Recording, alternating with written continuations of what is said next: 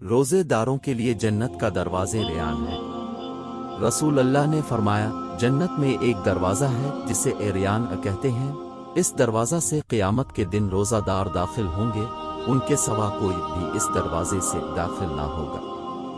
کہا جائے گا روزہ دار کہاں ہے؟ پس وہ اٹھ کھڑے ہوں گے، ان کے سوا کوئی اس دروازہ سے داخل نہ ہوگا۔ پھر جس وقت وہ داخل ہو جائیں گے تو دروازہ بند کر لیا جائے گا، غرض اس دروازہ سے کوئی داخل نہ ہوگا۔ سیدنا ابو ہریرہ رضی اللہ عنہ سے روایت ہے، رسول اللہ نے فرمایا، جو شخص اللہ کی راہ میں 2 جوڑے کپڑے یا کوئی سی بھی 2 چیزیں تقسیم کرے، وہ جنت کے دروازوں سے بلایا جائے گا۔ فرشتے کہیں گے کہ اے اللہ کے بندے، یہ دروازہ اچھا ہے، اس میں سے آ جا۔ پھر جو کوئی نماز قائم کرنے والوں میں سے ہوگا تو وہ نماز کے دروازے سے پکارا جائے گا، اور جو کوئی جہاد کرنے والوں میں سے ہوگا تو وہ جہاد کے دروازے سے پکارا جائے گا، اور جو کوئی روزہ داروں میں سے ہوگا تو وہ باب ریان سے پکارا جائے گا، اور جو کوئی صدقہ دینے والوں میں سے ہوگا وہ صدقہ کے دروازے سے پکارا جائے گا۔ تو سیدنا ابو بکر صدیق رضی اللہ عنہ نے عرض کی کہ یا رسول اللہ،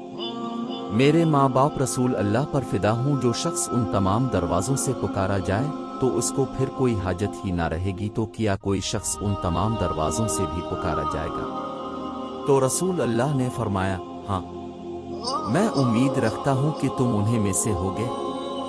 سیدنا ابو ہریرہ رضی اللہ عنہ دوسری ایک روایت میں کہتے ہیں کہ رسول اللہ نے فرمایا، جب رمضان آتا ہے تو آسمان یعنی جنت کے دروازے کھل جاتے ہیں اور دوزخ کے دروازے بند ہو جاتے ہیں، اور شیاطین مضبوط ترین زنجیروں سے جکڑ دیے جاتے ہیں۔